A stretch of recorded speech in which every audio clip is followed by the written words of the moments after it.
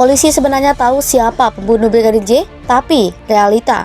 Nah, dari sini saya merenung kembali, akhirnya saya mendapatkan fakta lagi, bahwa fakta yang ada yang bisa kita lihat bersama, itu hanya matinya saudara J. Hanya itu aja yang matinya. Oke. Tembak-menembak ini tidak ada, buktinya belum ada tembak-menembak yang bisa kita lihat bersama. Saudara J, itu kami menemukan atau mendapatkan fakta bahwa yang bersangkutan menggunakan senjata jenis HS, 16 peluru di magasennya, dan kami menemukan tersisa 9 peluru yang ada di magasen, artinya ada 7.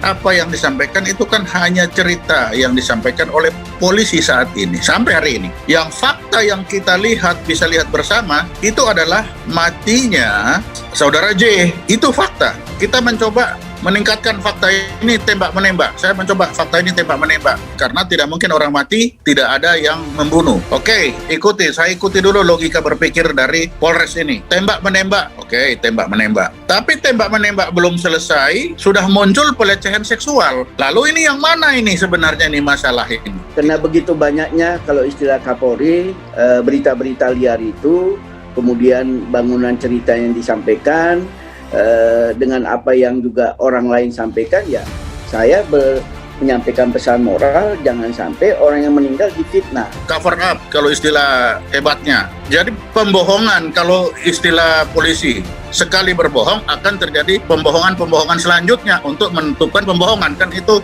ilmunya dari polisi. Nah ini makin lama semakin jauh nanti. Kan kematian ketika terjadi pada seorang warga negara, otoritas hukum yang menemukan kematian seseorang tersebut harus mencari tahu apakah kematiannya wajar atau tidak wajar. Ketika kematian itu tidak wajar, dia harus melakukan penyidikan pidana.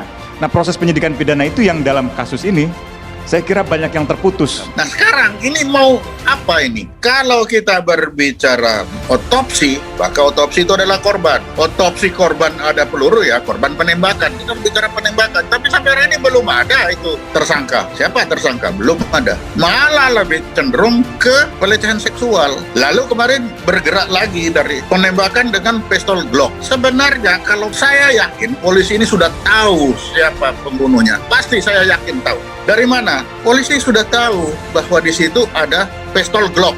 Kan dibilang ada Glock. Nah, setiap pistol itu punya nama, artinya punya nomor.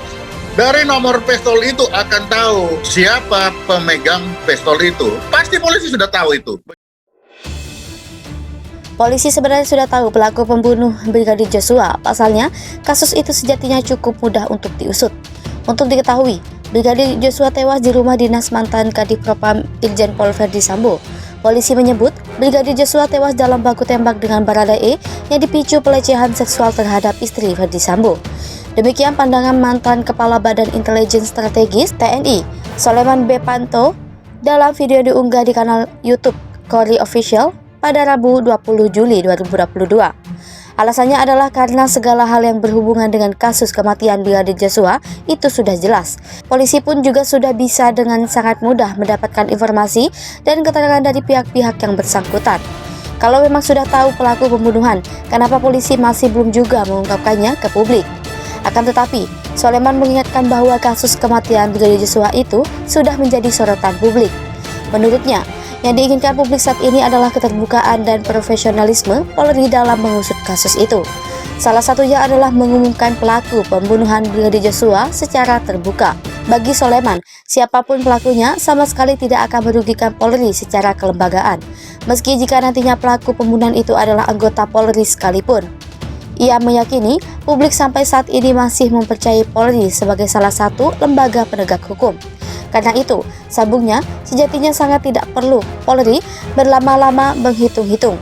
Komarudin Simanjuntak membeberkan fakta baru di mana ia mengungkapkan alasan adanya ancaman pembunuhan terhadap Brigadir Nofriansah Yosua Huta Barat alias Brigadir J. Komarudin mengatakan ancaman pembunuhan itu dilakukan oleh Scott Lama yang juga merupakan ajudan dari Kadif Propam Polri nonaktif Irjen Verdi Sambo. Dirinya mengungkapkan alasan adanya ancaman pembunuhan itu lantaran Brigadir J merupakan polisi yang berprestasi dan disayangi oleh Verdi Sambo beserta istri Putri Candrawati. Komarudin pun mengatakan bukti sayangnya Ferdi Sambo dan Putri adalah ketika adik Brigadir J yang juga anggota polisi dipanggil oleh mereka untuk diberi hadiah. Selain itu, kata Komarudin, Ferdi Sambo dan Putri menjanjikan untuk mengurus kepindahan adik Brigadir J dari pelayanan markas kepolisian negara Republik Indonesia ke Jambi. Update terus tewasnya Brigadir J, Putri Chandrawati berteriak dan panggil Baradae hingga hilangnya organ Brigadir J. Fakta terbaru terkait tewasnya Brigadir J adalah adanya teriakan dari Putri Chandrawati dan memanggil Barada Richard Eliezer alias Baradae. Teriakan ini terjadi saat Putri Chandrawati beserta Baradae, Brigadir J dan ajudan lainnya tiba di rumah dinas. Dikutip dari Tribun News, Baradae langsung naik ke lantai 2 untuk membersihkan diri ketika telah sampai di rumah dinas. Sementara ajudan Ferdi Sambo yang lain bernama Ricky menuju ke ruangan lain yang berada di lantai dasar. Kemudian, Baradae mendengar adanya suara teriakan Putri Chandrawati dari dalam kamarnya yang berada di lantai dasar.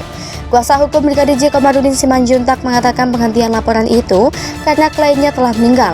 Karena itu, sesuai pasal 77 KUHP, maka penyidikan terhadap kasusnya harus segera berhenti. Sebelumnya, Polres Metro Jakarta Selatan menerima laporan dari Irjen Ferdi Sambo saat menjadi Kadif Propam pada 8 Juli 2022 pukul 17.00 WIB. Laporan menjadi modal bagi tim penyidik Polres Jakarta Selatan untuk melakukan olah TKP terhadap jenazah Brigadir J yang berlumuran darah tergeletak begitu saja. Pemeriksaan para saksi juga telah dilakukan terhadap 4 orang. Mereka adalah R, K, Baradae, dan Ibu Kadif Propam Polri Putri Ferdi Sambo. Hasil pemeriksaan saksi diketahui rumah itu adalah rumah singgah yang digunakan selama pandemi untuk isolasi mandiri sambil menunggu hasil tes PCR. Selang seminggu, Direktorat Kriminal Umum Polda Metro Jaya mengambil alih perkara baku tembak Brigadir J dengan Baradae di rumah Kadif Propam Polri Irjen Ferdi Sambo di kawasan Duren 3 Pancoran, Jakarta Selatan. Perkara yang menyidik kejadian 8 Juli 2022 ini sebelumnya ditangani Polres Metro Jakarta Selatan. Kadif Humas Polri Irjen Dedi Prasetyo mengatakan penyidik Polres Jaksel juga masih dilibatkan untuk mengusut kasus ini. Sementara Bareskrim Polri juga turut memberikan asistensi. Dedi menerangkan penyidikan ini terkait perbuatan cabul dan pengancaman. Dugaan itu sesuai dengan pasal 335 dan 289 dalam Kitab Undang-Undang Hukum Pidana.